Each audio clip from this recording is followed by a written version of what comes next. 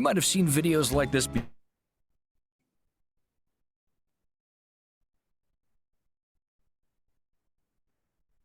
There you go.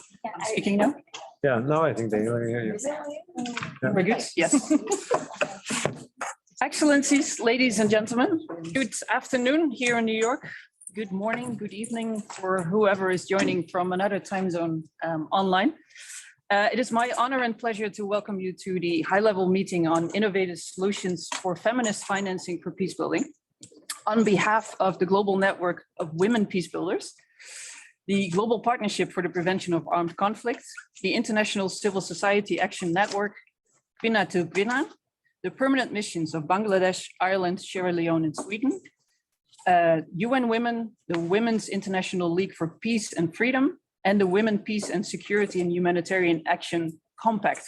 Now, that was quite a list of organizations, and I think already sets the tone in terms of what we're trying to achieve here, which is really a joint conversation and joint action. So my name is Mariska van Leijnem. I am joining you today in my capacity as special advisor on financing for the Global Partnership for the Prevention of Armed Conflict, GPPAC for short, which is a global network of local peacebuilders. Some of you may have seen me yesterday when we were in the roundtables linked to the high-level meeting for financing for peacebuilding. It is a pleasure to see some of you again, and it's a pleasure to meet new people. Today's meeting is the third in a series of conversations to discuss how to follow up on the findings and recommendations listed in the paper, Fund Us Like You Want Us to Win, Feminist Solutions for Impactful Financing for Peacebuilding. This paper was produced as a background paper for the high-level meeting on financing for peacebuilding, which will be taking place tomorrow, which I'm sure you are all very much aware of. In line with the call for action-oriented commitments for the high-level meeting, our series of meetings aims to bring together member states, UN entities, and civil society organizations to jointly explore how the recommendations of the paper can be put into practice. Whereas the first two discussions focus more on the challenges encountered by women's peacebuilding organizations, today's discussion is to focus on concrete actions. The links to the roundtables that I just referred to that took place yesterday are of course clear. As I said, I had the honor of moderating yesterday's roundtable on financing of local peacebuilding, which resulted in a number of concrete takeaways that I thought were useful to share here again today, so that hopefully we can build on them. I'm going to list a few, as I said. One is there was a call for more direct funding for local organizations, including women and youth organizations. There was a call to identify a concrete percentage of peacebuilding funding to be spent on local peacebuilders, again, including women and youth. There was a recognition of the need to allow for funding to be used for protection needs, which is, I think, a very concrete issue that I hope we will be discussing further today as well, because it's very relevant also for women's organizations, of course. And there was also a call for working with non-usual suspects, making sure to move beyond elite-based stakeholders as local partners. We hope that in today's discussion, we can take these insights forward and unpack further how to put some of these commitments into practice. GPPAC has been working with partners and donor governments together to jointly identify concrete and innovative ways of overcoming the limitations of traditional funding frameworks for supporting local peacebuilding efforts. The insights gained in today's discussion will feed into that work. And the same applies to all these other partners that I listed at the beginning. Overall, the network of partners that is present here today is ready to continue to engage with all of you on pushing this agenda forward and to start putting theory into practice. Today's meeting will be kicked off by opening remarks that will be made by Mr. Carl Skau, who's sitting to my right, Deputy Director General and Head of the Department for UN Policy, Conflict and Humanitarian Affairs at the Swedish Ministry of Foreign Affairs, followed by Her Excellency Ms. Rabab Fatima, a permanent representative of Bangladesh to the United Nations. We will then turn to 4 speakers who will share with us their ideas on how to move forward on this agenda and provide us with further food for thought. We have Ms. May Pugh, who's Director of Gender Equality Network in Myanmar, who's present in the room. There you are, May. We have Ms. Olha Sayana, who is Regional Coordinator for the Eastern European Network of GPPAC based in Ukraine, who will be joining us online. We have Ms. Petra Tutterman-Andorf, I hope I pronounced that correctly, Secretary General of Kvinna to Kvinna, who's sitting here to my left. And then we have Ms. Åsa Regner, who's Assistant Secretary General of UN Women, who is also again joining us online. After that, I will open the floor to all the participants to join us in hopefully a lively discussion. I would like to ask all of you to raise your hand, both here in the room and online, if you'd like to speak. And then we will take it from there. The discussion, as outlined in the invitation that you have received, will be divided into two segments. The first part of our discussion, we hope to focus on how the existing commitments to financing for women peacebuilders can be materialized. And then the second part of our discussion will focus on how we can capitalize on the opportunity presented by the high-level meeting for financing for peacebuilding. All in all, we're looking forward to a lively exchange. With that, I turn to Mr. Carl Scout to kick us off. Carl, the floor is yours. Thank you so much, Chair, and thank you to all who are participating here in the room, but also virtually. Thank you so much, and thanks especially to our co-organizers of this event. I'm not going to go through the list again, but we are extremely pleased, of course, that we are able to host you here at the Swedish mission. And that this can be a meeting also, in addition to the more formal roundtables we had yesterday, leading up to the high-level meeting on peacebuilding that we have tomorrow in the General Assembly. And what we really want to do is to highlight the interconnectivity of peacebuilding, which you all know has been a long-standing priority for Sweden, with the Women, Peace and Security agenda, which forms a central part of our feminist foreign policy. I should maybe say, as I did yesterday at the roundtable, that we are in dangerous times. Of course, the Russian aggression in Ukraine has not only caused added geopolitical tensions, but also is putting a lot of socioeconomic stress on many countries globally. So it's not really only a European crisis; it's a global crisis. We see this in fuel prices, in food prices, in financing, which is the topic of this week in the GA. And so, while we were already in a bad situation following the pandemic, we are now finding ourselves with additional hardship. And this is, of course, going to put a lot of strain, not least on developing countries, which in turn adds risks and fragilities. And so I think it's important more now than ever to really invest in prevention, invest in peacebuilding. And it's not only about investing in prevention and peacebuilding, but to invest in gender-responsive peacebuilding and prevention. At the heart of our feminist foreign policy, among other things, lays sustained and flexible funding for women's organizations and local actors, for them to have the possibility to participate, organize, meet, and influence. But this is not the case for everyone. The proportion of aid going to conflict-affected countries with a gender focus is way too low, and women's access to direct funding needs to be addressed and needs to be a priority. I think that currently women's organizations receive only 0.2% of ODA, and this is clearly not sustainable and unacceptable. We have taken an initiative with other key donors called the Good Peacebuilding Financing Initiative. We took that as a call by the Secretary General in his report on peacebuilding a few years back, where he set out that what's lagging behind is the financing. And he then introduced this concept of good peacebuilding finance. It's been a process over a couple of years where we have highlighted not only that we need more money for peacebuilding, the volumes, but also the quality, that this money needs to be long-term, predictable, flexible, to enable peacebuilding actors, and not least the local actors, including women peacebuilders, to both plan ahead and adjust efforts and programs to quickly engage as needs, but also opportunities appear and to contribute to that. And so, I see some of the donors who have been engaged in that process here in the room. We look forward now to put that in practice moving forward. And of course, we hope that this can also be a contribution to the meeting tomorrow in the General Assembly. We are, as part of our feminist foreign policy, we are engaged in the Feminist Foreign Policy Plus group. This is a cross-regional group of feminist foreign policy countries and other countries with strong gender equality policies.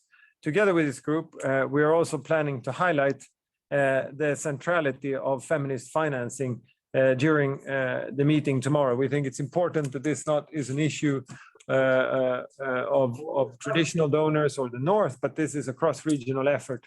And I think that our meeting today, of course, represents that as well. So tomorrow's meeting, and we look forward to that. It's important.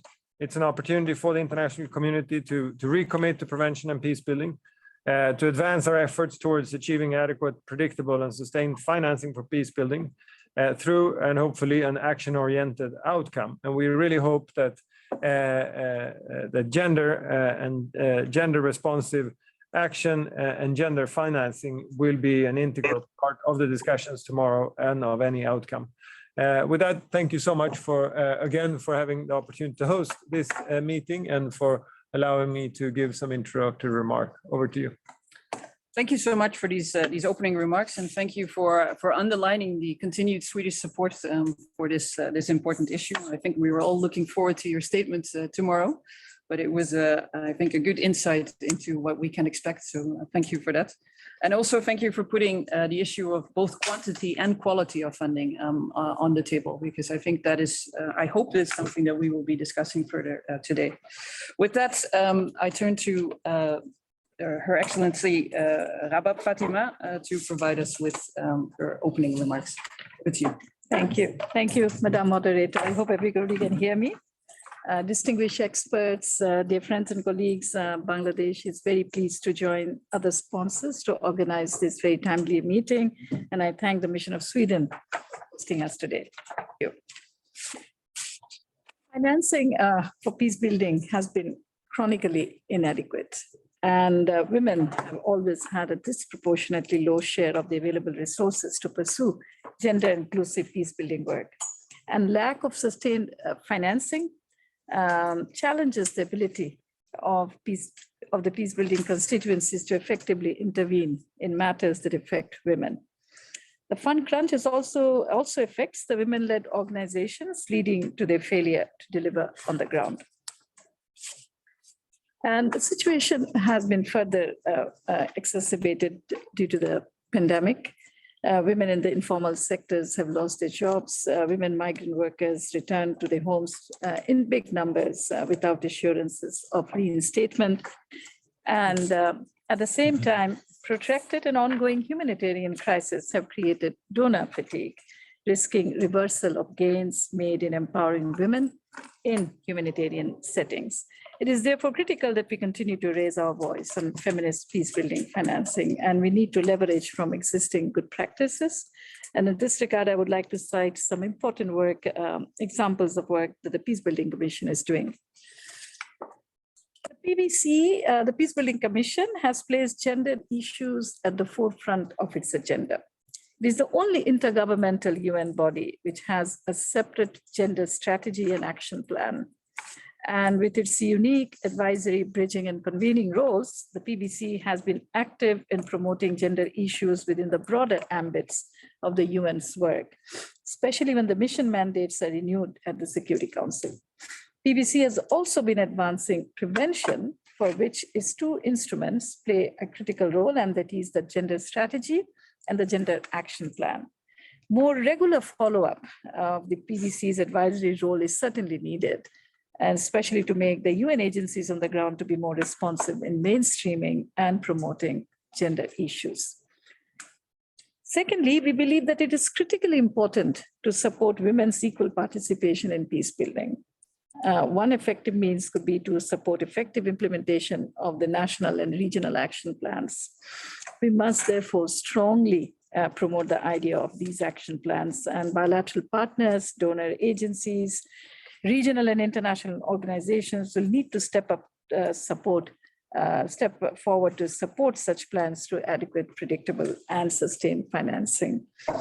And my final point is on how to generate more financing for locally based women's organizations. There are many ways.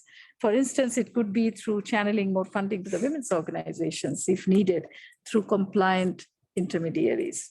Locally conceived ideas also need adequate backings, including through more use of locally generated financing sources, such as microcredits. And there are some very good examples from countries in the global south, especially in the conflict settings, from where we can draw upon them.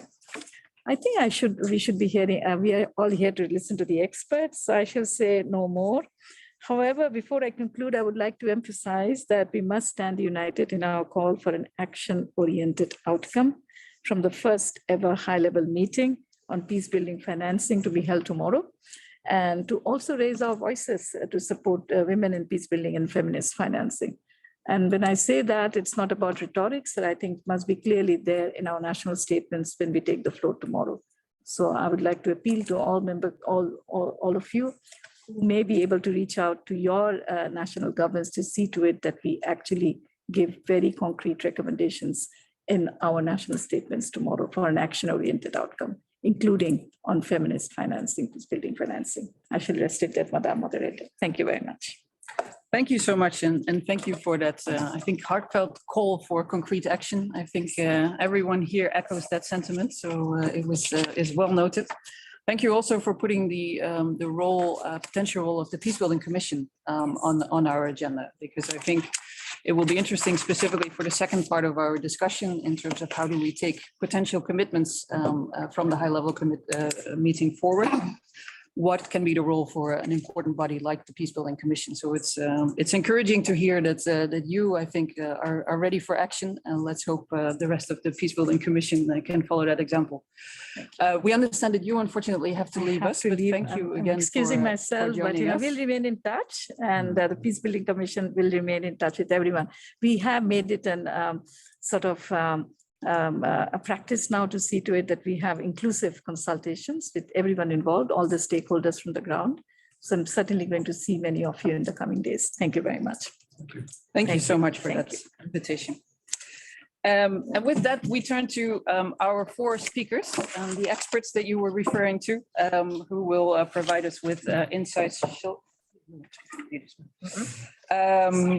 We will be doing a little bit of musical chairs over here. Please ignore that. In the meantime, I'm very happy to hand the floor to our colleague sitting on the right, Ms. May Pugh. As I said, Director of the Gender Equality Network in Myanmar. Over to you.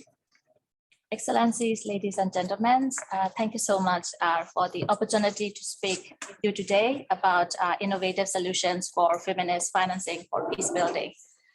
So I would like to start with the first point, like adequate resourcing of women peace building organizations with emergency funds. So when the Myanmar military took over the country and unleashed the terror campaign by killing and arresting the peaceful protesters, it indicates to us that locally led women peace-building organizations are the first responders to the crisis.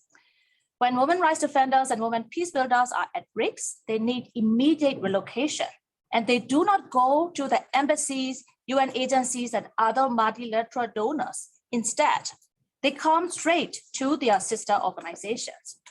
Within our own limited emergency fund and available resources, we quickly mobilize to upfront the costs, oftentimes out of our own pocket. Our coalitions have to cover many funding gaps.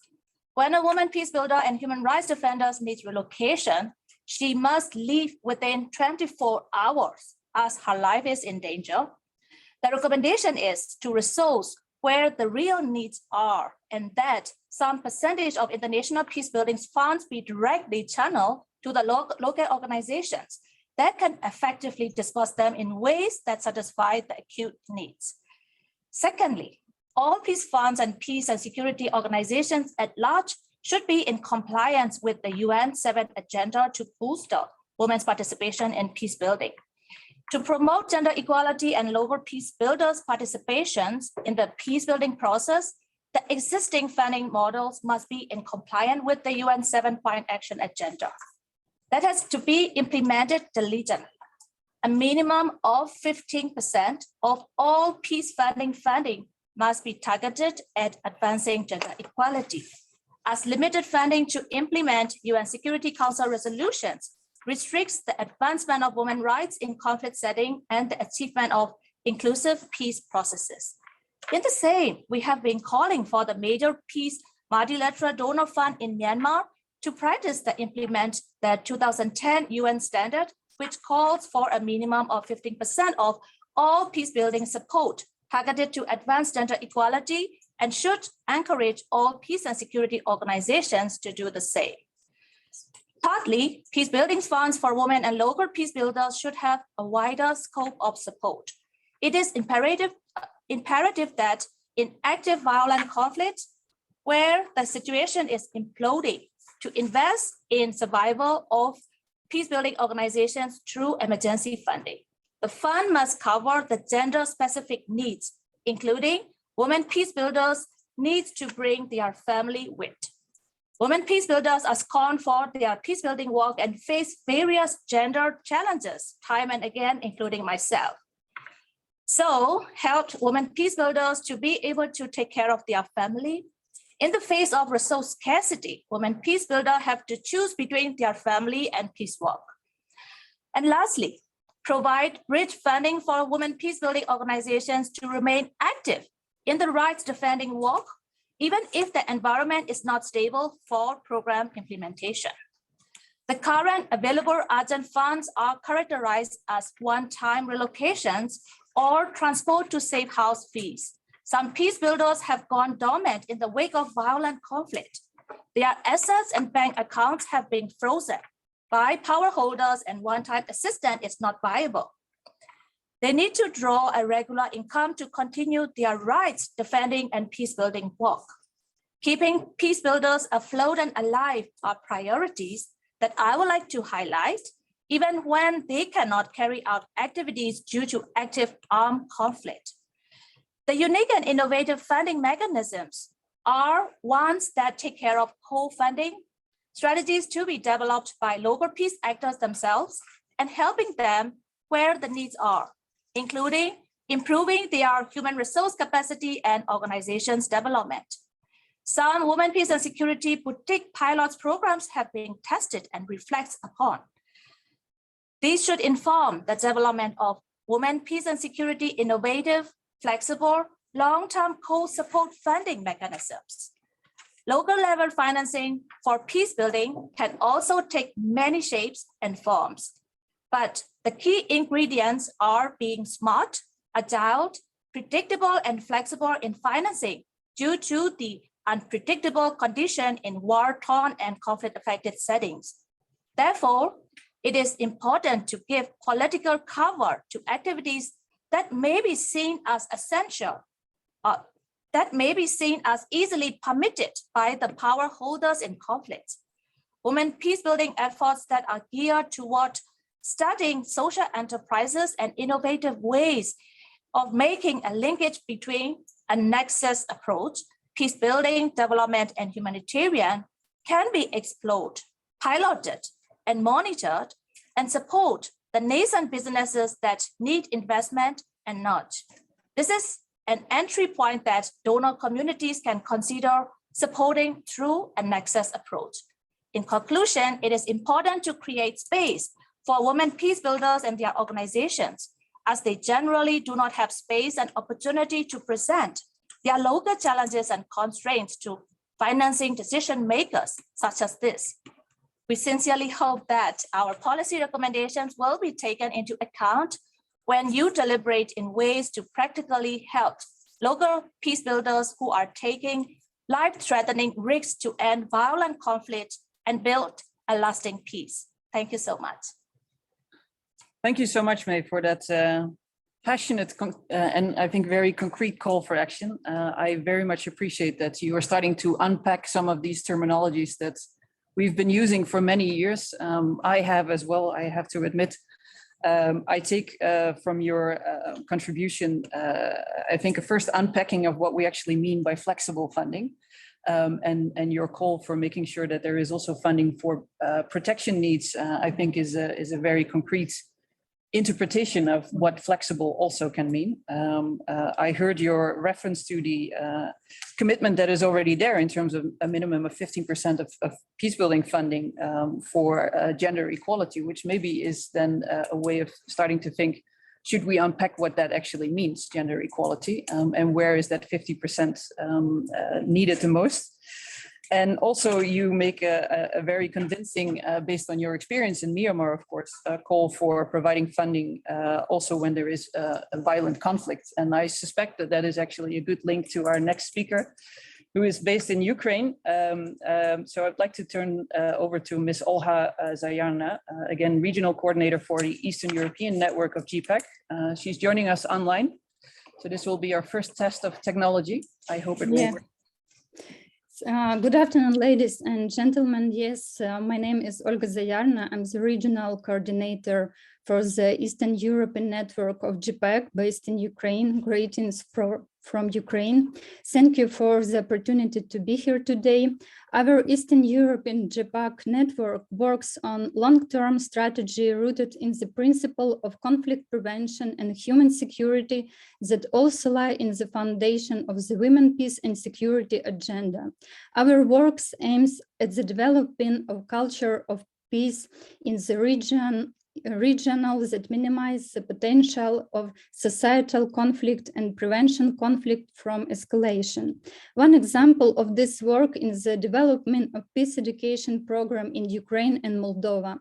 Our work has shown that children who have been involved in this peace education better recognize and prevent the development of harmful gender norms and are more willing to engage in dialogue and resolve conflict situation. Yet over the many years, we have experienced a number of challenges to maintain financial support for peacebuilding efforts in the region. The two critical and persistent barriers included the lack of the understanding by the donors of the context and specific in which we operate. And second, the general lack of investment in long-term prevention and peace building. In other words, what is possible in terms of prevention or peace building opportunities and impact largely depends on the donor priorities. I will give you one example. We worked to create a Belarus School of Negotiation led by Belarusian expats based in Ukraine. However, the donor did not understood why the center should be based in Ukraine, and our proposal has been rejected. Donors often misunderstood context and specific and do not show willingness to engage in dialogue. Currently, our network in Eastern Europe only benefit from GPPAC regional grants made possible through support of ZIDA. Other type of supports are for specific short-term projects that are not enough to even start a meaningful dialogue. When there are no resources for long-term peace building, there would be no capacity for peace building. Therefore, donors should support peace building networks and coalitions because such groups are representative of broader society, facilitate long-term foundation for peace, encourage a more coordinated and sustainable peace-building actions on the ground. The donors should hear and reflect on the needs of local actors beyond their fiduciary obligations. The relationship needs to reciprocate where civil society is an equal partner in designing strategies that support our lives. We need funding that not only responds to the situation we are facing in some way, but also accessible and usable for us. Currently, we see an additional challenge.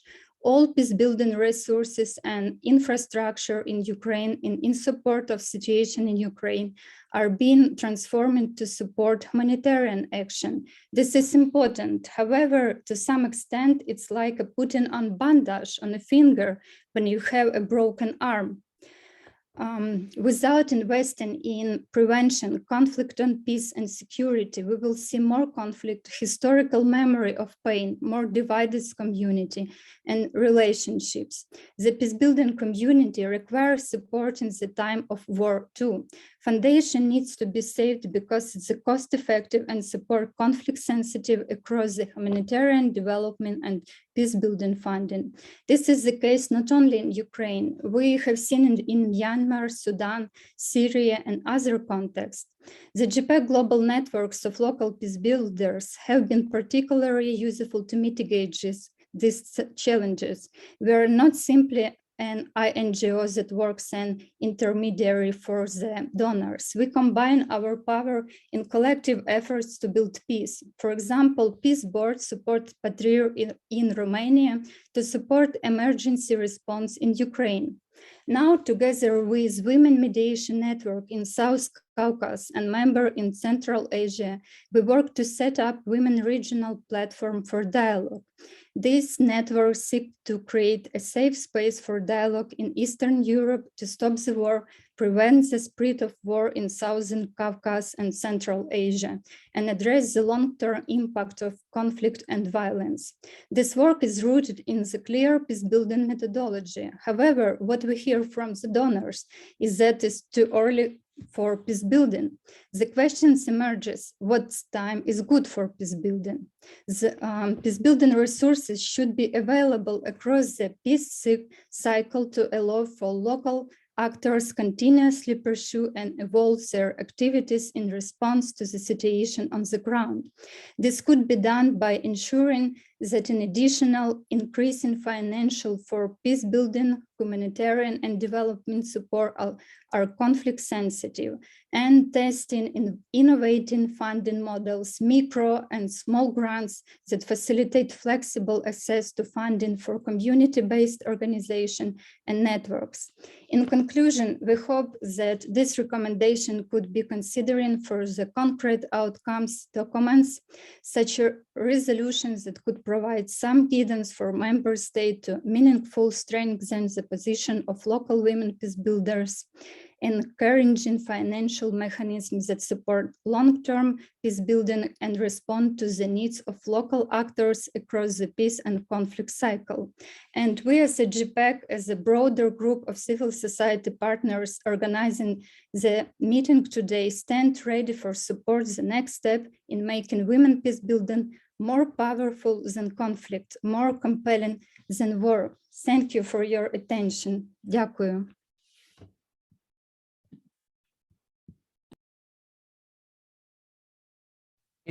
And thank you for joining us in what must undoubtedly be very difficult times. So extra appreciation from our side. I take from your statement and your contribution two things that I think are very important to take forward. One is you, I think, make a very convincing call for there's not enough understanding for the context in which we are operating, which I link to this whole concept of we need to rethink what partnership actually means. And I'm going to use the words of someone who is sitting around this table who mentioned this yesterday and called for a shift from control to trust. And I think that would be in line with what you were saying. So I'd like to see if we can explore that maybe a little bit further. The other, I think, very compelling point that you make is, and the question that you asked, what time is good for peace building, if not now? And it links to something that also came up in the discussions yesterday, where, of course, there is this general understanding that actually peace building should be before, during, and after conflicts, but it's the during that is a very difficult one to actually put into practice. So thank you for putting that on the agenda, and we will definitely see to it that we will follow up on that. But we now turn to Petra, who's sitting here to my right. Petra, over to you for your opening remarks. Thank you very much. And I would like to echo the previous speaker in thanking everyone who's joining us here today. And as has been said, it's a long list of co-organizing civil society organizations. We won't repeat that. But what we all have in common, and what is important to stress, is that we have decades-long experience of working, of funding for women for and their work for peace. So not only are we actually excellent suited to identify the most pressing challenges, and I think that most of you are familiar with them. It's been mentioned, it's the inadequate amount of funding that goes to women's organization and women's peace building work, the scarcity of funding that goes directly to local women's organization, and then the system of applying and reporting. And it has been mentioned before, we put together a lot of recommendations, solutions, and practices in the paper, Fund Us Like You Want Us to Win. And you started off by saying, let's see if we can look forward in finding new ways and models of working in this, with trust-based partnership, the flexibility, and putting the localized agenda in the center. So I would like to do that by taking us back 30 years when Kvinna to Kvinna started. It was in the midst of the Balkan Wars, and it started as an activist appeal. It was against the reports that were coming out about the sexual violence, abuse against women during the Balkan War. And that's when the Swedish women's movement and the Swedish peace movement decided to come together and do something. This was, of course, extremely hard, as it was in a hard conflict. But I would say that a very critical component to our history of becoming the organization that Kvinna to Kvinna is today, we're working in 20 conflict-affected countries, supporting over 150 organizations, is that we received, if I say nothing but, I might exaggerate, but we received a lot of trust from SIDA, the Swedish Development Agency, from the Swedish Ministry of Foreign Affairs, and from other more well-established civil society organizations in Sweden. It might be an urgent legend and myth within the organization, but I do think it's true. But what we talk about is that our first project proposals to SIDA, they were a two-pager. On this page, we wrote what we wanted to do, and then we turned it over and we did a budget. And that's how we started. And I think that SIDA realized, as representatives from the Swedish women's and peace movement, we could gain trust from local women's organizations and the local women's movement. And SIDA trusted us to have a theory of change. They didn't ask for it, but we shared the same vision. And I would say that that trust in us really paid off. And it also gave us the ability to give that same trust to the women who were organizing in the refugee camps during the wars. The agenda was definitely local, and we gave women core support. We didn't call it core support, but that's what it was. We gave them the flexible funding that they needed, that they said, this is what we want to do. They wanted to find the safe spaces to strategize.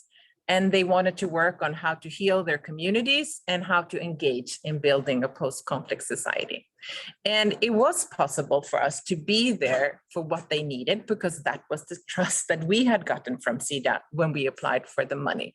So some days that was to support in method development, on supporting victims of sexual violence. And some days, our previous colleagues, it was to be drivers. They drove the women around. And when they got to the space where they enabled the women to meet, Kvinna to Kvinna staff made coffee so that the women could talk, and they were at the center, and they decided what they wanted to do.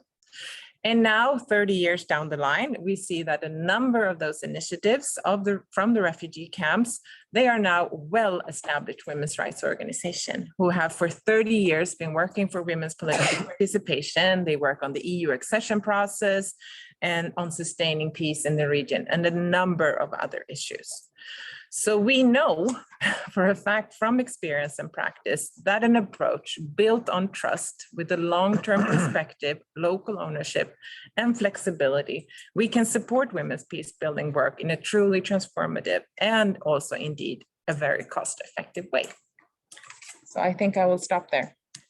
Thank you so much for that unpacking of the urban myth. I hope it's not an urban myth, no. because it's a great story. It is a great story. And it's a very compelling story. And I think it feeds into the thinking on acknowledging that there will always be a need for intermediary organizations, but how you treat those intermediary organizations has an effect on what it is that you can achieve. There is a trickle down of this trust that I think your story puts very clearly on the table. And I think it's a very compelling story. So thank you so much for sharing that. With that, we turn to our last speaker to provide us with food for thought, which is again an online contribution. Over to Oza, the Assistant Secretary General for UN Women. Over to you, please. Hello, everybody, and hi, Mariska. Good to see you again, and all my Swedish colleagues from other member states, from civil society, dear friends. I'm sorry I am talking to you online today. It is just one of those days, but I'm very happy to be here. And from UN Women's point of view, as we were discussing in another seminar yesterday, this last 12 months or so have certainly been months where we have been working a lot with women peace builders in many countries where UN Women has offices or otherwise works. I'm thinking of Myanmar, several countries in the Sahel, Ethiopia, Tigray, Sudan, Afghanistan, and now Ukraine, of course. And I know we're all really committed to supporting women and their organizations and peace building in these countries. So firstly, obviously, we need to channel support in the context of ODAs to these organizations and to their work. We have a lot of evidence that we achieve many of the common goals that we have, like sustainable peace, inclusive societies, and stronger economies, as some examples, when women are part of decision making and are the peace builders that they have the right to be, and leaders in this context. So for us, working with women organizations in this context and financing for women's peace building work is a high priority. And it is a really crucial contribution to conflict prevention and sustainable peace. So from UN Women's side, we've been focusing on several initiatives to help deliver the funds to women's organizations on the ground. And many of you might have read our latest rapid conflict assessment from Ukraine, where you can also see that it's actually a very good idea to work with and through women's organizations in Ukraine, because they really do reach people with the greatest needs, both women and men and children. So we have been working, for example, with the Women's Peace and Humanitarian Fund, and many of you around the table were involved in the process of designing that in 2016, which is an innovative mechanism with civil society being part of the funding board on equal footing with key donors and UN partners. And since its launch, the fund has supported over 500 local and grassroots civil society organizations in 26 crisis-affected countries around the world. And very interestingly and importantly, we think it's a fact that almost half, more than 44% of the civil society organizations that got fund support are first-time recipients of UN funding. So this shows that we can actually reach new partners with this fund. The fund's rapid response window also helps to address urgent needs related to women's participation and leadership in peace processes, and also the response to the COVID-19 pandemic, and the support to women's human rights defenders. And I think we just heard a good example of why that is so important, also in the light of shrinking space. So last year, this fund launched the 1,000 Women Leaders campaign, which aims to accelerate to financing 1,000 women leaders and their civil society organizations. So obviously UN Women also works together with the UN Peacebuilding Fund. We have a good and effective partnership with them in order to achieve the Secretary General's funding target for gender equality and women's empowerment. And the PBF introduced its own gender target, and UN Women provided dedicated expertise at the global and country levels, leading to tangible results, we think. In 2021, almost half of PBF's allocations, or 47%, contributed to gender equality. And out of these allocations, more than 20% of funds went to projects with gender equality as a principal objective. And to conclude, I want to underline the importance of both advocacy and accountability. The Women, Peace and Security and Humanitarian Action Compact, which is part of the Generation Equality Forum, which also many of you around the table supported, the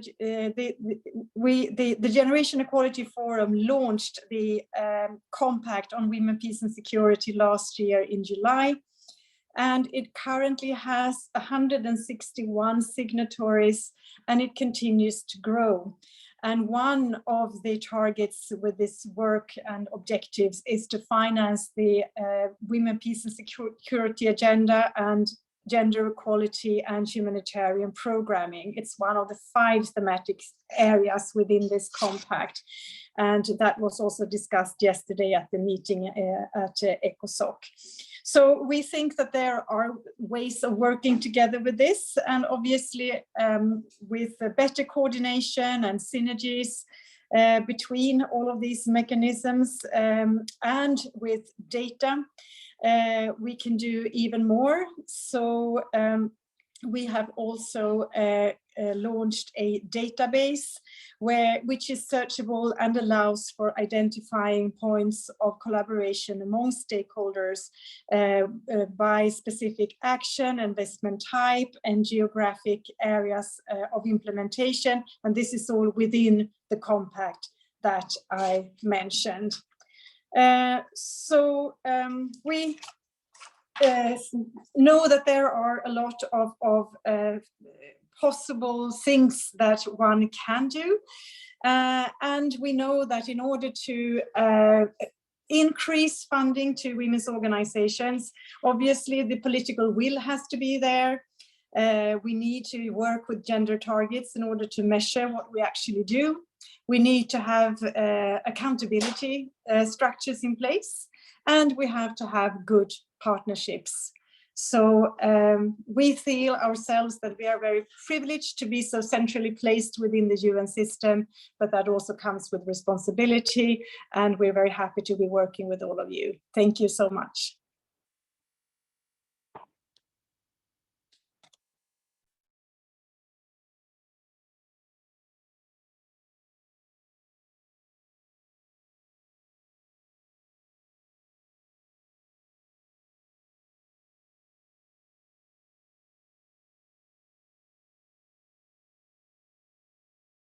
If anyone at the Swedish mission is speaking, it is muted. Thank you. No. Technology still. Apologies. I was saying thank you so much for your contribution and for providing us with some very concrete action points and reminding us that there are actually already systems in place that we can build upon. So thank you for that.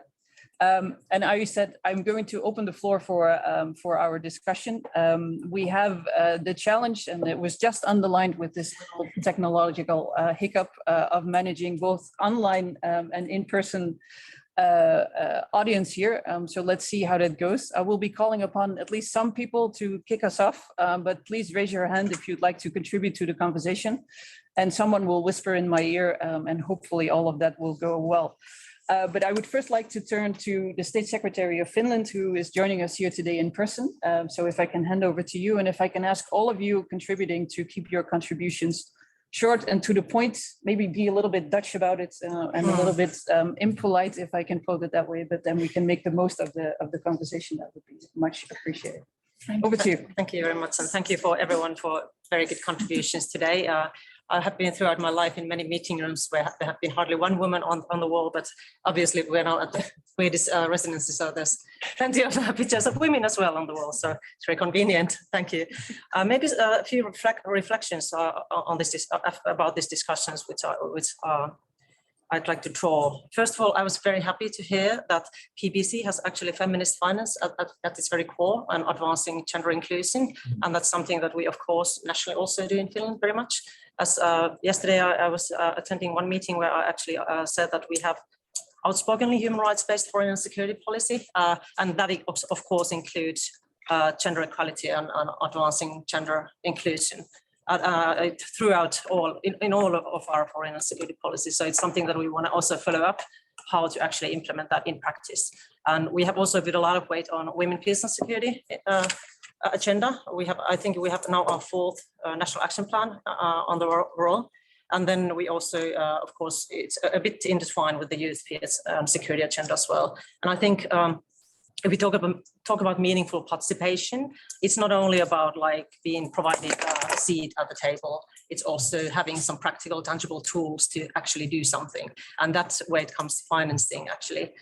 If the financing, feminist financing, as you call it here, would be something that would be allocated to different kind of actors, including civil society, then it could be a kind of a practical way of actually providing a real chance to make a real change, I believe.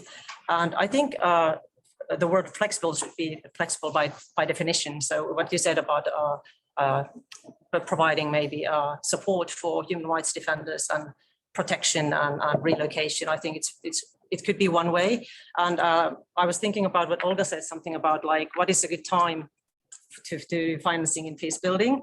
So I'm thinking we kind of see peace building as covering the whole conflict cycle. So if it's flexible, then of course it should be also employed flexibly throughout the conflict cycle. It shouldn't be so stiff that we could, if there would be emerging a need, for example, with human rights defenders or so forth. So we could actually apply that kind of funding in place. And that's what I think about that. I want to raise again this triple nexus thinking, what we have been discussing a lot in Finland, humanitarian development and peace. I was chairing a crisis management committee last year in Finland. It was a cross-party committee, so covering all the parties in Finland, including the opposition parties. And we were super unanimous as to how to advance nexus thinking. And we were definitely talking about, kind of specifically talking about crisis management and peace building operations. But the message from NGOs, and also we actually kind of bought that message, was that we should have that nexus approach from the very start of, at the very planning stage of any respective operation, and that then it should be conducted throughout the operation and also in post-conflict setting, including the reconstruction. And that should also cover all the actors, so NGOs included. And I was thinking of this also, like thinking of this financing link to it. So if there would be this kind of across the whole conflict cycle, this kind of financing element. Of course, every time we talk about money and how to allocate that, that would also put a lot of more pressure on kind of taking different kind of opinions into account. If NGOs and civil society would also be part of that planning, I think. So Nexus is something that we talk a lot about in Finland, and I know that it's also on the UN fora, it's very much discussed here as well. I would like to say a few words about, really quickly, about different kind of inclusion. So we talk a lot about grassroots inclusion, but actually there's a great gap in terms of how much we actually have high-level women peace mediators at the moment. And I think many countries who are active in mediation, we should actually lead by example and put our own houses in order. And I'm looking also at my own country, everyone, like so that we would have more examples on different levels. On grassroots level, it might be like embedding it to local level policies or financing, but also on high level, we have to lead by example, I would say.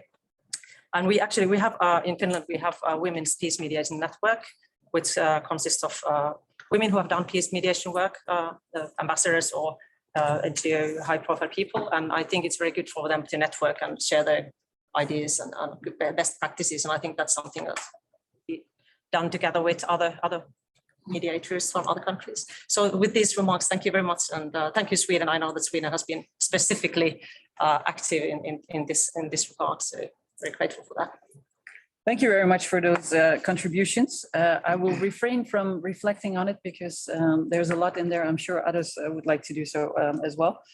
There's two people online joining who also would like to join the conversation. I would first like to turn to Heike Thiele, who is the Director for Crisis Prevention and Stabilization for the German government. And then we also have Ambassador Suleimani from the Sierra Leonean mission to the UN online. So let's take those two speakers first. Heike Thiele, over to you. Thank you very much. Greetings from Berlin. It is so sad not to be with you, but I think online is possible and the technology makes it possible. First of all, let me thank you, all the organizers and speakers for this event and the previous events of this series.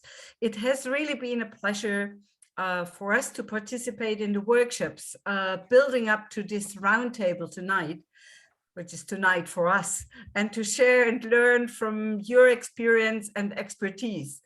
I would like to make 3 points and talk about Germany's challenges, visions, and action in making feminist financing for peace building a reality. First of all, there are the challenges. We start by them. We have studied the report's recommendations closely and are very grateful to the authors and contributors. As we have already recently explained, with a view to our national budgetary law and limited staff capacity, some of the recommendations will be really challenging to implement for us. However, we are very much determined not to let this limit our work and to strive for feasible alternatives. From our perspective, it is important to keep transaction costs low, all the while ensuring minimum standards of accountability and oversight. Conditional cash transfers to local peace builders could be such an instrument. This brings me already to the second aspect, vision. Since the fall of last year, we are really proud to have joined the ranks of pioneer countries that implement a feminist foreign policy. Inspired by the Swedish model, yes, Carl, it was you. We want to strengthen the rights, resources, and representation of women and girls worldwide. You have heard it, this includes resources. Our colleagues in crisis prevention, stabilization, peace building, and humanitarian assistance are close to publishing our first ever gender strategy, in which we will spell out our vision for gender mainstreaming across all projects and programs in this very important policy area. With all these big goals, you might ask yourself what we are already doing. And this brings me to the third point, which is action. We are implementing our National Women, Peace and Security Action Plan, institutionalizing WPS focal points across select embassies, which is a first starter, and collaborating with many of you on the Women, Peace and Security and Humanitarian Action Compact. Besides, we are a proud supporter of the Women, Peace and Humanitarian Fund, means that we'll also fund local women peace builders. Last year, we worked together with the WPS-HA to find flexible solutions to support Afghan women human rights defenders and women peace builders in line with recommendation 6 of the report. In total, we dedicated funds to WPS-HA's important work to protect women human rights defenders in Afghanistan alone. For Ukraine, we see that the Women, Peace and Humanitarian Fund is ready to support quickly and effectively on the ground, as I mentioned it already. Finally, during these 3 days of high-level meetings, we want to highlight that not only do we need to bring more financing to feminist organizations, but we also need to make existing structures for peace-building financing more feminist. The Peacebuilding Fund, with its priority window, fostering inclusion through women and youth empowerment, its gender marker and gender targets for projects, is the leading financier in this regard. We have supported last year the PBF with a loan 45 million, and we think this is the right way to be flexible. There is something, a very small point maybe, but my Finnish colleague, she mentioned women mediators. Next week, we will launch the first German women mediators network. And we really hope that they will integrate in the worldwide networks already existing. You can be sure that we're committed and a real active partner in funding both gender equality and peace building. This is why we very much welcome this event and thank all the organizers for providing a space where we can share best practices in enabling and financing feminist peace building. Thank you very much. Thank you so much. Just double checking. You can hear me? Yes. Yes, as long as that's muted over there. There we go. Technology, as I said, big challenge for me. Thank you so much for your contribution. And I'd like to turn over to Ambassador Suleimani from Sierra Leone. And I'd like to remind everyone, please, as much as possible, stick to 3 minutes contribution so that we can have as many speakers as possible. Ambassador, over to you, please.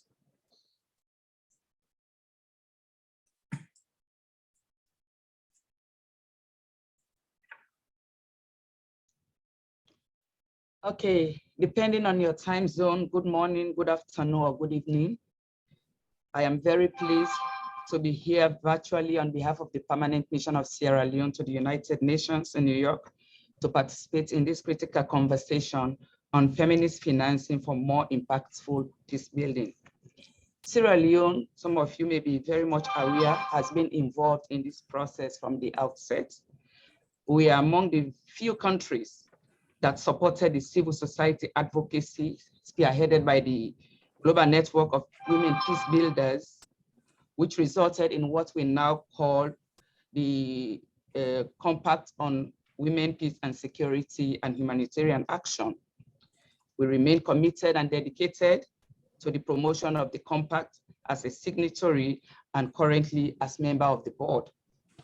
In addition to investing in peace building, financing and policy, Sierra Leone has made several commitments, including women's economic security, access to resources and other essential services to further the implementation of the WPS-HA agenda over the next 5 years.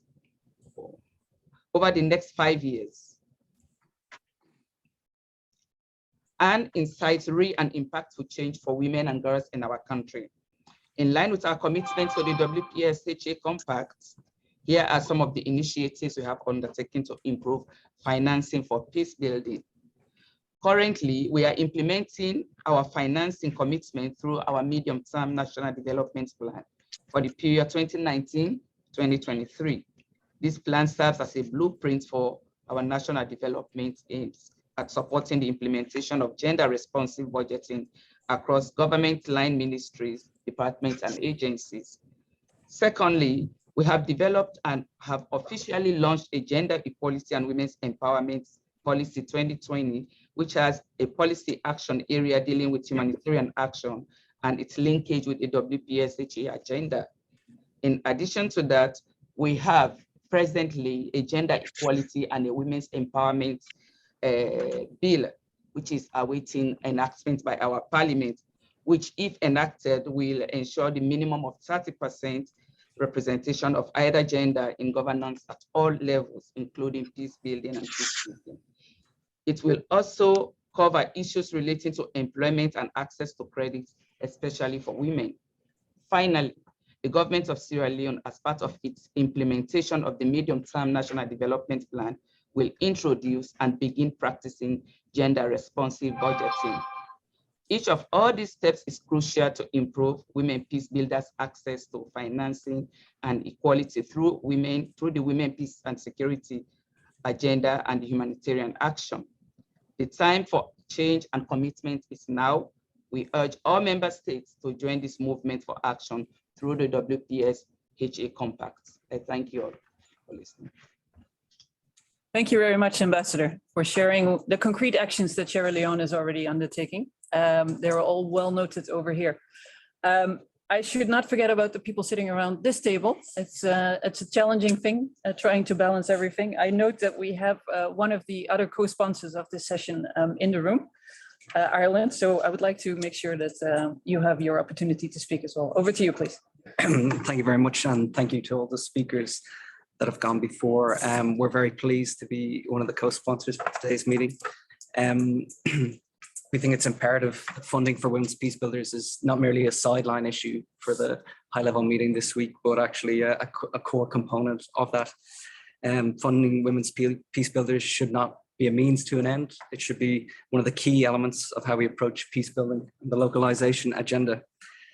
As those at the table will be aware, Ireland supports an inclusive approach to peace and one that places women and society at the heart of all peace processes. And it's for this reason that we commissioned UN Women and GNWP previously to do a study on grassroots women peace builders, which you may have read, which spoke to speakers from peace builders from Uganda, South Africa, Colombia, and South Africa. Such studies are crucial to understand the needs of grassroots women peace builders and to inform decisions on how best to support them. One of the key lessons from this study is that when crises such as the COVID-19 pandemic emerge, they can severely disrupt the sustainability of funding for women's organizations. As donors' attention shifts to the newest crises, it is essential that women's organizations are supported with long-term, sustainable and reliable funding. I think many of the speakers have spoken today have echoed some of those points and some of the difficulties that they face in this regard. Likewise, Ireland is proud to be a signatory and board member of the WPS Humanitarian Action Compact, initiative that has galvanized support for gender equality and direct assistance to women's organizations. And at the Compact's launch, we pledged $50 million funding over 5 years to feminist and women's rights organizations, including grassroots women's peace builders in conflict affected countries. As donors, we have a responsibility to break down the barriers created by the presumption of risk in funding women-led organizations, highlighted by the speakers today and also in the recent GNWP report that preceded this meeting. Another issue that's been raised, I think, today by the speakers is core and institutional support to organizations can facilitate the rapid disbursement of funds for the protection of women peace builders and women human rights defenders. And in this vein, Ireland has pledged $1.5 million to the WPS-HA over the next 5 years. This will help support the fund's rapid response window and the new window for women human rights defenders, which will facilitate women's participation in formal peace processes and support the protection and safe participation of women human rights defenders in peacebuilding efforts across the globe. Ireland has also been a committed partner of the UN Peacebuilding Fund, and obviously all our attention is on the proposal this week. And we are currently one of its largest donors. Like many of the speakers that have spoken today, we welcome the historic high of approving 47% of the fund's total investments in support of gender responsive peacebuilding. However, we know this figure has to go higher, and we hope that tomorrow's high-level meeting will have impactful results for gender responsive peacebuilding finance, including consideration of the option on the table in regards to assessed contributions. Thank you. Thank you so much for those remarks. And there's actually a very nice bridge to the person who indicated who would like to take the floor next, Brian Williams from the Peacebuilding Fund that you just referred to. Brian, over to you, please. Great. Thank you so much. And congratulations to all the organizers. It's a great event and adds a lot of momentum to all of the discussions this week. I think several of my talking points have been made by folks around the table already. So thanks very much to UN Women and to others who have made some of those points. In terms of concrete actions, maybe let me say a couple of words behind the scenes about how we got to some of those figures that you've mentioned. First of all, setting a concrete target is really important. Historically, I think we were the first fund to take up the challenge of the Secretary General's initial call of 15% and make sure that 15% of our funding did go to gender equality and women's empowerment. That target internally for us is now 30%, by the way. So something that you could all advocate is for the system to follow our lead. There is some real work behind that, though, because to be able to report on that figure, we established the gender marker system.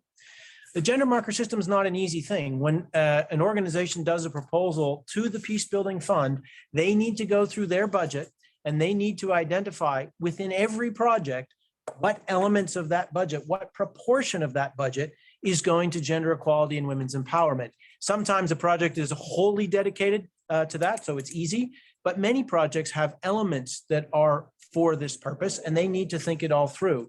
we'd love to be able to say the same kind of figures around local peace builders, supporting human rights defenders, supporting women's organizations. But every time we do that, we need to then start making our processes more cumbersome, which is something that people are concerned about as well. So just, to be aware that there's some real work behind this. We like to think we're a learning organization. And so last year we did undertake a thematic review on gender responsive peace building. One of the things it said is, and this is a theme that I've been hearing yesterday and today, we're not doing enough to support women's organizations and women-led organizations. We want to do something about that. We're very excited this year to be launching the Gender Promotion Initiative 2.0 pilot exercise.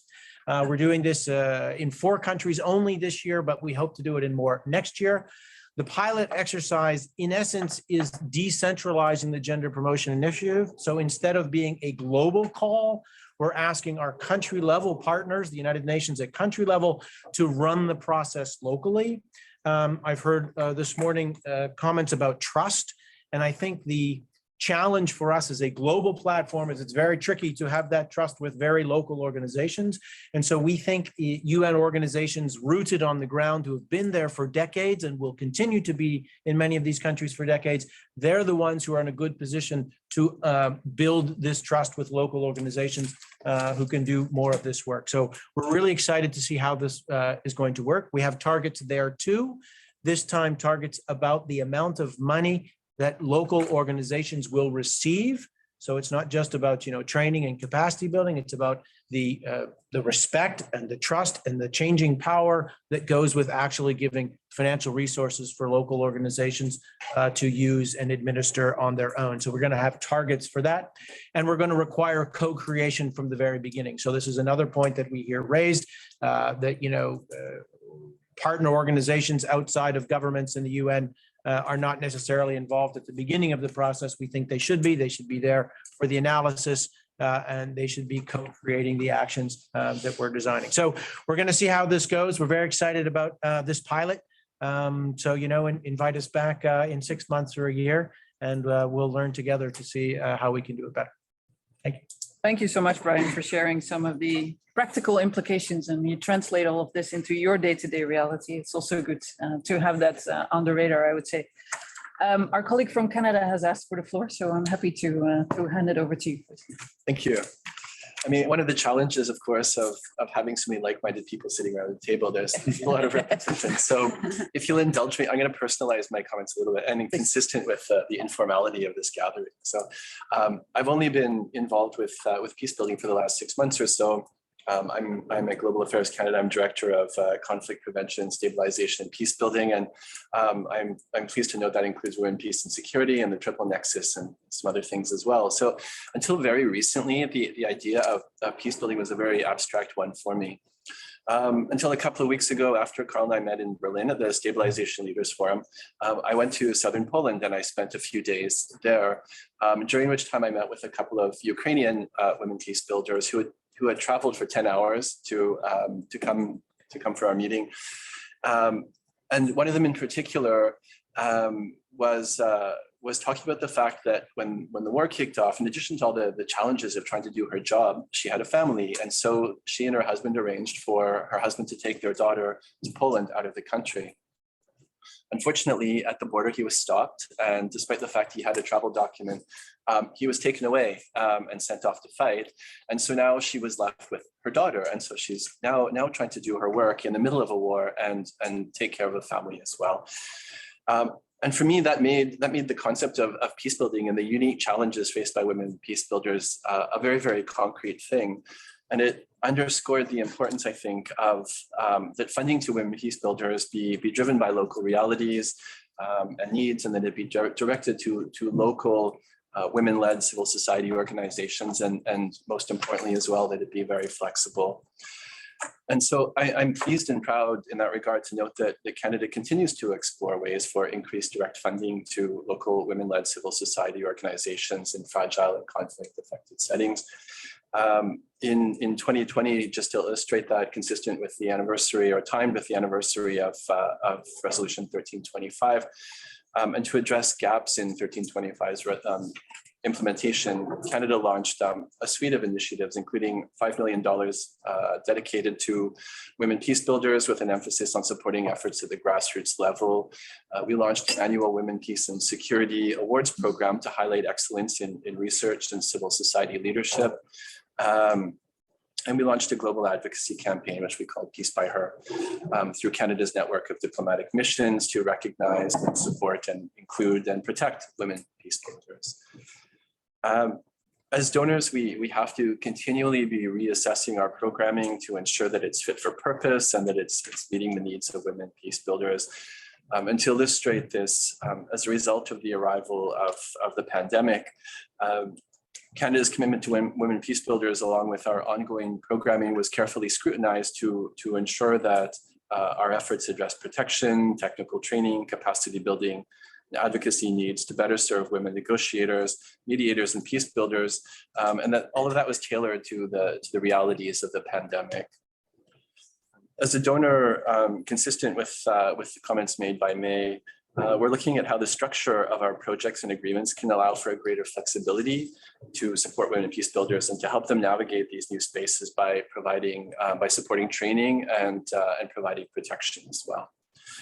We've also increasingly provided funding and resources for psychosocial, and emotional support in our budgets, which is often an area of support, I think, which is often. And so I'll stop there. I'm very, very pleased to have been part of the roundtable discussions yesterday, to be here for the HL tomorrow, and to have this in between, because big missing piece in all of the like-mindedness that we bring to the table is, okay, so what does this really mean, and where do we take this next? So I don't have solutions myself, but hopefully our collective brilliance will result in that. Thank you. Thank you so much. Hopefully the statements made tomorrow will provide us with some hooks to take it forward. I think that's at least something we're all hoping for. Mariette, can I turn to you? Thank the you. Netherlands. And I wish I could say now I have the solution for you, but I don't. And your story about the Ukrainian women peace builders that you met in South Poland reminded me of, I think, my initial sort of introductions really with women peace builders and women peace and security agenda when I was started off as NATO special representative on women peace and security was actually the Afghan situation and everything I learned from the Afghan women that are still there. And one of the things that I will always remember is, you want me to participate, and to sit at the table, then give me electricity. Otherwise, don't have time for this. So I think sometimes solutions are very practical. I was wondering, because it's interesting, what struck me is that some people talk about feminist financing and other people talk about financing feminist peace building. And I think the latter is actually financing feminist peace building is maybe the more practical one, but also the one like we shouldn't finance any peace building if it's not feminist. So I'm a bit like struck, like happy with the 30% target, but it should be 100% target. Because obviously it's about effectiveness, isn't it? And we can only have lasting peace when it's inclusive. It has to be based on equal rights and equal participation. Otherwise, it's not going to be effective. So I think we have to do better in that, both in terms of making sure that we have gendered peace building and making sure that there is equal participation. And we build on the knowledge and the agencies and the ambitions of women and youth on the ground. So I think in terms of challenges, building on the, not giving answers, but challenges. I think one is a key one that has been raised by many are the silos. So the triple nexus approach that was advocated for, we really try also in our Dutch policies to do that, to have an integrated approach based on an integrated analysis of root causes, before we, and try to have a common agenda in a common objective. Because I think if we want to break silos, we have to be clear about what our analysis, but even more importantly, what our common purpose is. And that is to foster the resilience and the agency of the change agents, of the peacemakers on the ground, and particularly of the women and the youth. So I think what helps us to break down silos is to agree on the common target, and that is fostering local resilience and local agencies, and build on local knowledge and capability as the starting point. That is easier said than done. So what we have done in terms of our financing instruments is that, in addition to supporting the Peacebuilding Fund, including its gender and youth promotion initiatives, with our funds that we have related to women participation and gender equality, merged them into one fund, SDG 5 fund, which includes the our Women, Peace and Security National Action Plan funding, as well as the sexual reproductive health rights partnerships, as well as Leading from the South and Power of Voices, so into one fund. And allowing those windows to be flexible and also be allowed for emergency funding, be it for protection or for fostering participation, whatever, before, during, and after conflict. I think one of the things with breaking down silos is also when I struck that we try to be as flexible as possible in our instruments. I think in many of the conflict situations, we've proven that those flexible funding actually was useful also in a rapidly changing context, but not always. And it has to do with political situation and context at home that we have to deal with as well. And I spoke to Sanam, for instance, on Afghanistan, it's highly politicized for all kinds of reasons, but it's actually very difficult to live up to our own principles. So we try to integrate principles, but sometimes you run into political realities that make it actually difficult to remain that trusted long-term partner. The other thing I think with silos is what strikes me, and we've heard around the table, that in our multilateral financing, there's a lot of multiplicity in funding, and we have to see how we can improve, I think, the synergies between the Peacebuilding Fund, between the Women, Peace and Humanitarian Fund, between the gender priority window in SURF and country-based pooled funds, to really make sure that what we have in terms of pooled funding really helps grassroots organizations, women-led organizations to the best. So I think we have a bit of homework to do. And the last challenge, I think, is, we talked yesterday about the shifts, from risk to trust. And I think one of those trust challenges that comes with building on trust, so from control to trust, is really mindset that's needed to build off the knowledge and the aspirations of peace builders on the ground, and what it means in terms of letting go of control, in terms of resources, but also power. And that is, it's easier said than done to get there, particularly in politicized contexts. But the last challenge is continuity, I think, as we've seen as well, because we can agree on all the principles, but in practice, it's really difficult to be that long-term trusted partner when shit hits the fan. So I think that is no answers, but just, one of the things that I think that we have to continue working on, I think, something that in principle everybody agrees to, but it's really difficult to achieve in practice.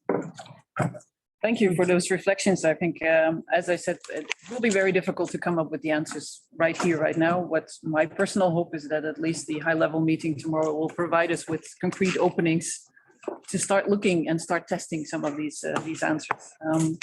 Time is going fast, so we're almost getting towards the end of our meeting. We have a brave volunteer. I'm not sure if you're really a volunteer in Sanam, who will be making some concluding remarks. But before I hand over to you, Petra, you indicated that you had a... I just wanted to make one comment about this. Going from control to trust, I think you make the assumption that could be increased risk. But I think that's not true. The risk isn't going to get higher, because the organization and the women peacebuilder and women human rights defenders that we would be supporting, they will do their everything for this. This is about, has been explained, this is about their lives. This is about their societies. So I think that maybe we need a little mind shift in thinking about the risk increasing. And in panel 3 yesterday in the roundtables, there was one of the development investment bankers who said that they invested, I think it was in Afghanistan, and they had actually made so much money, so they had to pull out. You know, they thought the risk was really great, but it was actually a really good affair. And I think that we should think about this the same way, that the risk, I don't think the risk is going to go that way when we let go of the direct control, but rather the rewards are going to be that much greater. And I think women human rights defenders for decades have proved that in the results that they are achieving. So just a little go team, we can do this. Oh, thank you so much for that. And I think that is really compelling because there are so many assumptions out there that I think if really tested will be proven wrong. So I, for one, am very much looking forward to that. I think there was just a final check to see if there were any online people still waiting for us. No. Sorry, we have, if it can be one quick comment. Sure. Thank you so much, Sarah Douglas, UN Women.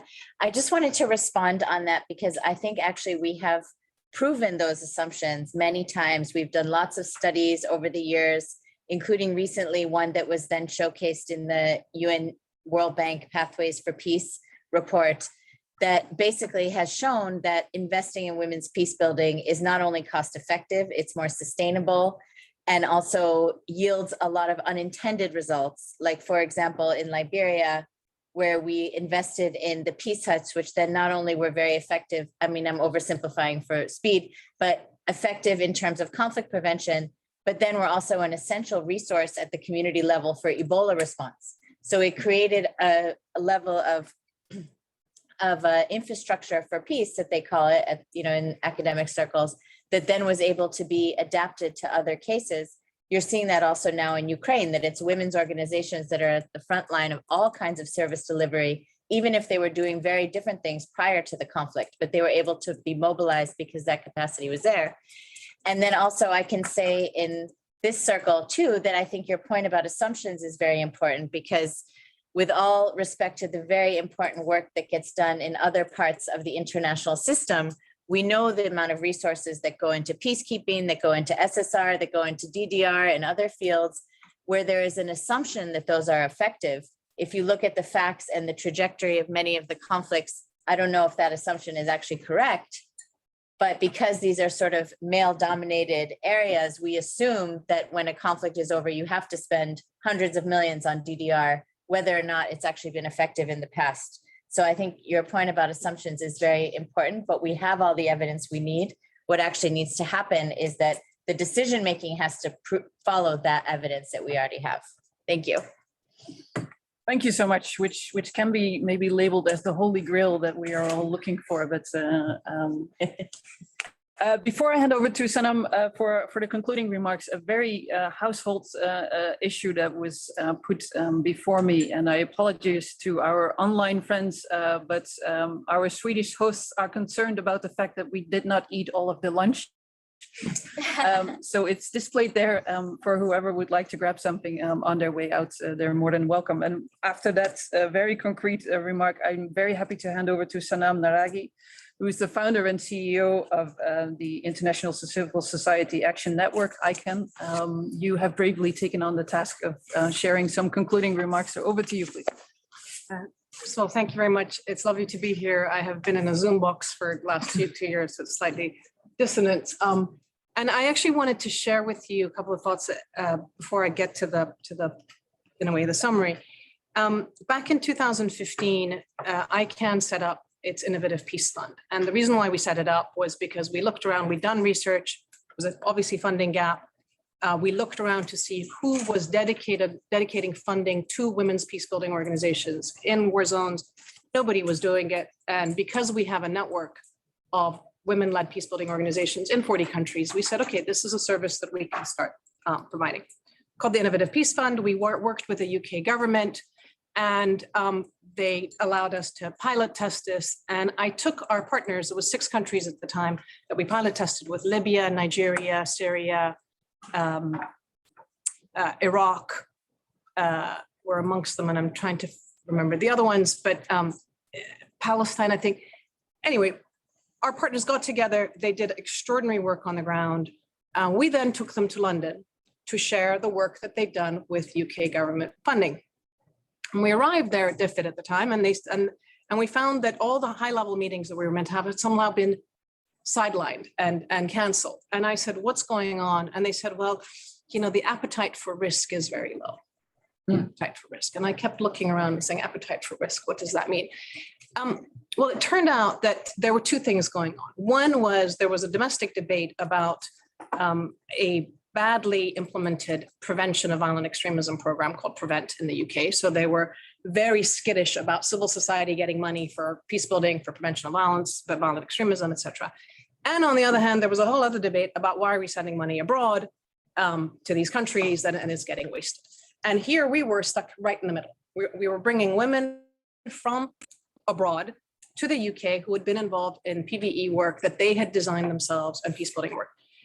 And I looked at my colleagues and I was like, of course, Nigeria, Liberia, Libya, Syria, you know, if you wanted to do a news report, it would look like, sadly to say, stereotypical, you know, dodgy countries, right?